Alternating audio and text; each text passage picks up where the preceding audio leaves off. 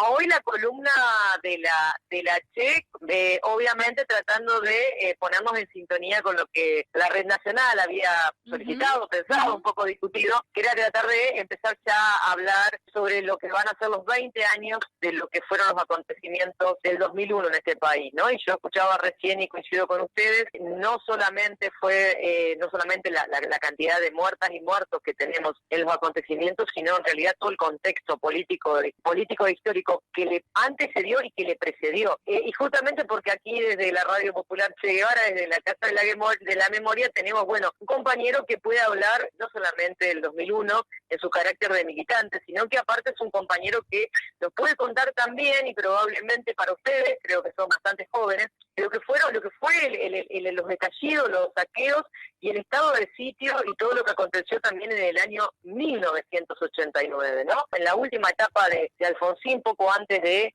que asumiera ya Menem, y sobre esa base me parece que era importante hablar de los dos acontecimientos, no como hecho, porque estamos hablando aparte de una diferencia de 12 años, realmente muy poco, mucho más para la historia de un país. Entonces nos parecía importante tratar de tomar lo que aconteció a partir de 1989, lo que fue ese estallido, lo que fue ese estado de sitio, que ciertamente fue muchísimo más duro que lo que fue el estado de sitio, que no fue en realidad, porque en realidad el del 2001 no fue, pero lo que fueron esos acontecimientos. Entonces, para ser más o menos rápido, sabiendo que estamos un poquito cortitas con el tiempo, si les parece ya las dejo en comunicación con Beto Olivares. Voy a apelar a mi memoria y voy a tratar de ver si podemos hacer ese parangón entre el estallido de 1989, el estallido del hambre, para decirlo de alguna manera, y estamos hablando en una región en donde ese estallido tuvo una significancia muy trascendente a nivel nacional. Diría que Rosario y el Gran Rosario, Santa Fe y el Gran Santa Fe fueron dos ámbitos regionales en donde el impacto de lo que fue el pucherazo, de acuerdo a alguna reseña que yo leí gráfica en aquel tiempo, ¿no? Y que tenía que ver con, a mí me parece que sería bueno, en todo caso, si empezamos por el 89, contextualizar un poco el momento que se vivía, ¿no? Sí. No olvidemos que veníamos del 86, el gobierno de Alfonsín venía sufriendo los levantamientos militares en diciembre del 88, o sea, 5 meses antes de los saqueos o de la recuperación del alimento, según como se lo vea.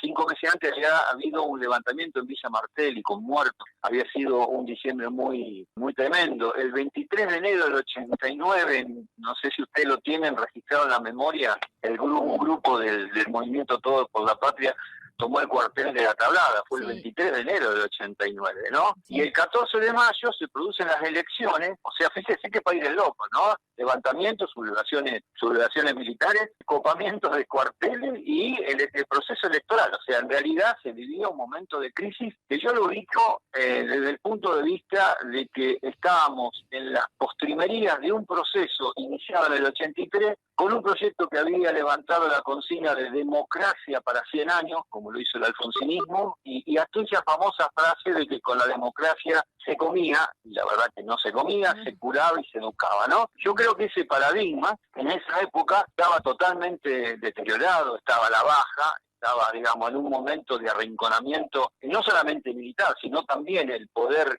dominante en Argentina estaba pensando en cómo machacar sobre esa debilidad, concentrar el poder, y yo creo que, el año 89, esa manifestación del poder, no del gobierno, sino de los sectores del poder económico, empezaron a socavarlo, que ya no les alcanzaba las sublevaciones militares, sino empezaron a socavarlo con el tema de la hiperinflación, o sea, el aumento desmesurado de los precios, que por ejemplo entre mayo del 89 y septiembre llegó al 700%. Al 700%. Me acuerdo, yo era inquilino en esa época y los contratos de alquiler se indexaban, mensualmente por el costo de vida.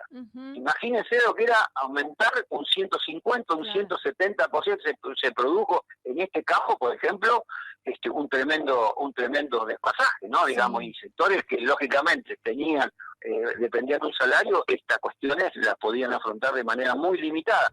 uno iba a comprar 1 litro de leche a la mañana al supermercado, iba a las 4 de la tarde, valía 6 pesos, y llegando al final del día, quizás a lo mejor, o no conseguía, o valía 8 o 10 pesos. La cosa era así, digamos, era un momento en una sociedad realmente dividida y polarizada, dividida en clases, dividida en un poder totalmente dualizado. En un momento de crisis política, un momento de crisis de credibilidad, de gobernabilidad, los que aprovechan y los que aprovecharon esa instancia fue el gran poder económico, que lo que hizo fue generar un 1000%, creo que era 1200% fue la inflación del año 89. 1200, hoy estamos azorados porque vivimos una inflación del 40-50%, pero en ese año hubo más del 1000% de inflación. Digamos, la subjetividad popular, hay que decir que en el marco de esa situación el pueblo se movía. Había marchas. Los cacerolazos, esto para romper la idea que los cacerolazos son del 2001. Los cacerolazos empezaron en esa época, en el 89. Aquí, por ejemplo, en la ciudad de Rosario había organizado semanalmente varios cacerolazos en repudio a esta carestía que era insoportable, ¿no? Hasta que me acuerdo en alguna reunión, en alguna asamblea que he participado, vino un compañero y dijo, bueno, mire, nosotros estamos discutiendo ahí, se estuvo discutiendo la cuestión de cómo se organizaba la olla, de cómo se golpeaba la olla, pero a nosotros nos parece que más que golpear la olla, lo que hay que resolver es llenarla. Me acuerdo de esa idea, o sea, que ya venía madurando en ciertos sectores de la población esta idea de recuperar lo que la política y la situación de crisis no brindaba. Entonces ahí empezó, inclusive el 28 de mayo, por la noche ya empezó en la zona sur, se asaltó un supermercado, que ahora es el Carrefour, pero en aquel momento era otra empresa, los supermercados Tigre. Bueno, empezó con esa cuestión y bueno, ese primer día, ese domingo a la noche, empezó la noticia. El día lunes se masificaron las tomas de supermercado, digamos, este tema de ir a comer, a recuperar alimentos. Y digamos que fueron 2 días en donde uno sentía cierto júbilo porque ante la situación había una decisión popular de por lo menos resolverlo de esa manera. Bueno, eso duró ese día. Ya al tercer día, digamos, vino el estado de sitio, la militarización absoluta de la ciudad. Yo lo digo inclusive en nombre propio porque yo fui preso a disposición del Poder Ejecutivo Nacional en ese momento porque estaba ejerciendo mi actividad de militante y abogado con todas las denuncias que teníamos de represión en los distintos barrios de Rosario, y vino ese momento de repliegues y de militarización muy fuerte. Se habla, no hay datos oficiales, pero acá en Rosario por lo menos se habla de que hubo 1.300, 1.400 detenidos. Nosotros, por ejemplo, cuando fuimos detenidos, fuimos conducidos a uno de los pabellones de la sociedad rural, donde sí, yo siempre calculé 800.000 personas éramos detenidos. O sea, un proceso de militarización, y después, para decirlo de alguna manera, para no, digamos, invocar las rebeliones populares acríticamente, sino que en realidad lo que vino después, en definitiva, fue precisamente un pacto de anticipo del poder por parte de Alfonsín y Menem. Anticiparon digamos, la entrega del poder, o sea, Alfonsín no podía llegar al 10 de diciembre a entregar el gobierno. En el mes de julio hubo una entrega anticipada y empezó, digamos, una nueva etapa en donde realmente el poder económico reajustó, hizo un gran ajuste violento de hambruna y de represión y de militarización, y empezó ahí a constituirse en el país, por lo menos en las zonas donde hubo más conflicto, que fue el Gran Buenos Aires, el Gran Santa Fe, el Gran Rosario, Córdoba, Mendoza.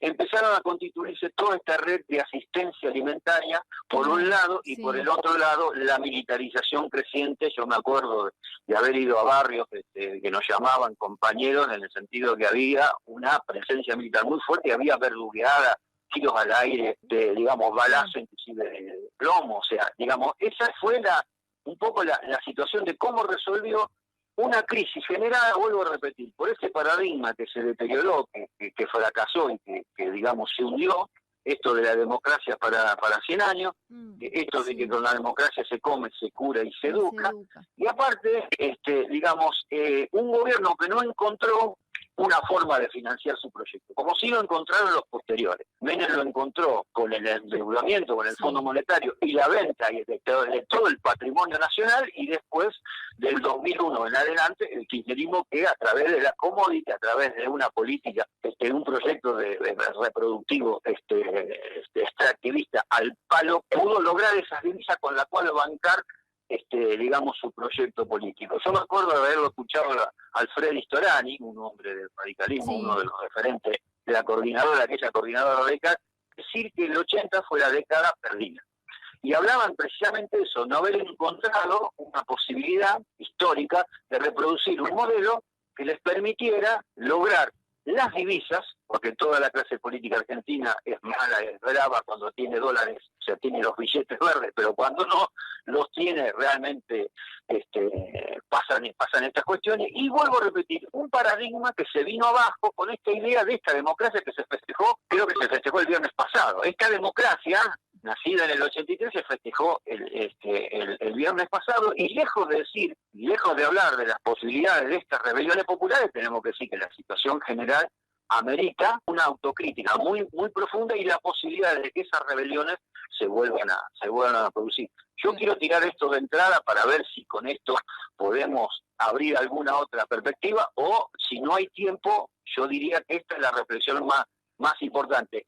Diría esto: las sublevaciones de por sí no indican crisis revolucionaria, porque también estuvo mucho debate, esto estuvo en debate en muchos sectores de las organizaciones de izquierda, de las organizaciones populares, si en el 89 este pucherazo, si en el 2001 estas rebeliones, que no surgieron de una iniciativa organizada de las clases subalternas, sino que son explosiones a partir de situaciones de crisis económica, de crisis política y mucha crisis de gobernabilidad. Me parece que lo que vino es una cosa que, vista, estamos a muy pocos días de los 20 años de diciembre del 2021, bien podríamos decir que si bien nosotros fuimos parte de esa fuimos parte de esa ola popular, de la organización de la Asamblea Popular, de toda esa gente que estuvo en la calle durante todo el 2002, hay que decir que estaba eso, pero también hay que decir que en esas sublevaciones estaba Menem. Venía Menem, se amagaba Menem. En esas sublevaciones del 2001 venía Macri, estaba Macri.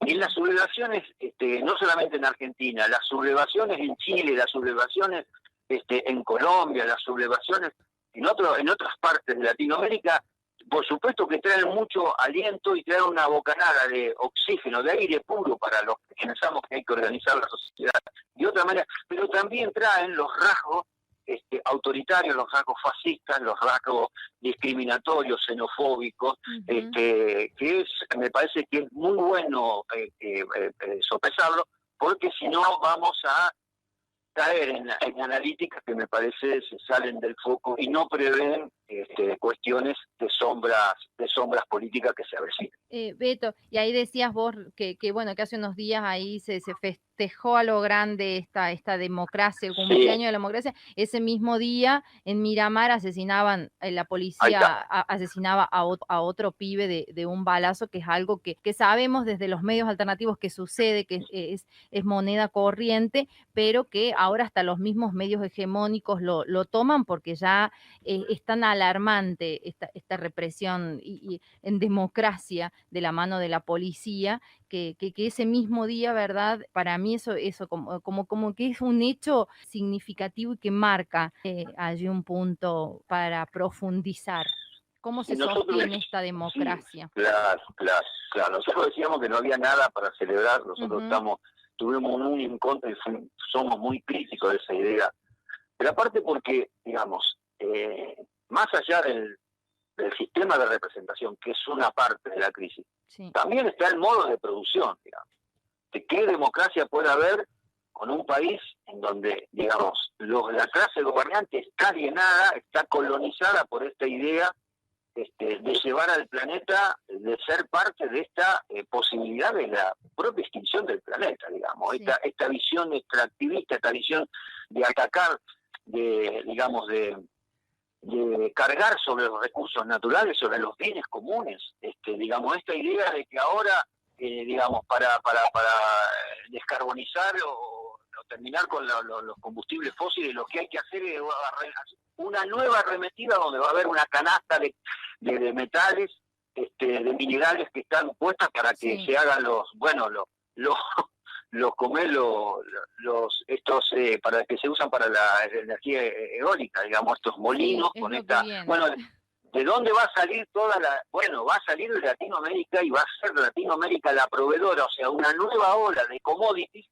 La primera fue la soja, y ahora después fue la del litio, y ahora vienen esos minerales que las grandes multinacionales de la energía necesitan para reformular. Bueno, nuestro gobierno está absolutamente alienado y alineado a esta política. Por eso en el sur, ahí donde los compañeros están recuperando tierra, los compañeros de las comunidades mapuche están recuperando tierra, es el lugar elegido, por ejemplo, para esta planta del hidrógeno verde, y se plantea el hidrógeno verde como un invento y una creación novedosa, cuando sabemos definitivamente que eso pone en riesgo el tema del agua, el tema de inclusive de cualquier reivindicación que se pueda plantear por parte de los pueblos originarios, porque ponen en peligro esa proyección. Digamos, ¿de qué podemos hablar, de qué democracia podemos hablar si, por ejemplo, que nosotros hemos contribuido a prestigiar la Cámara de Senadores con una periodista como Lozada, no sé si la tiene en el presente, digamos, va a ser la presidenta del bloque de senadores, digamos. Acá hay 3, en Rosario acaban de asumir 3 periodistas televisivos, que en realidad uno si los rasca en definitiva desde el punto de vista de la preparación política, las directrices políticas, las tendencias políticas, la formación política, muy poco, yo diría casi una ofensa a la opinión política popular.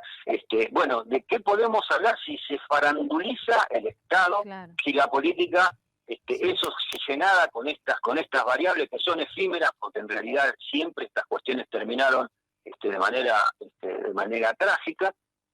Un gobierno, digamos, que va a pagar, que está dispuesto y que está negociando en este momento, una clase política que está negociando el pago de la deuda a costa del ajuste, por más allá de que haya discurso en contrario, ¿no? Pero estos ajustes que le está planteando el Fondo Monetario, y una posición que seguramente le va a dar el aval para que ese ajuste se produzca, para que ese pago se produzca. Entonces, digamos, en definitiva, ¿qué es lo que tenemos que festejar? En una sociedad con casi el 50% de pobres. Esta realidad de los chicos que mueren, los chicos en las barriadas populares, chicos pobres, que mueren producto del gatillo fácil, y mueren también en las cárceles, porque son los jóvenes, es la mayor causa de muerte de los jóvenes, y son jóvenes pobres. Entonces, ¿qué festejamos? ¿Cuál es la celebración? Tendríamos que celebrar si tuviéramos un clima social, una estructura de clases sociales que, en definitiva,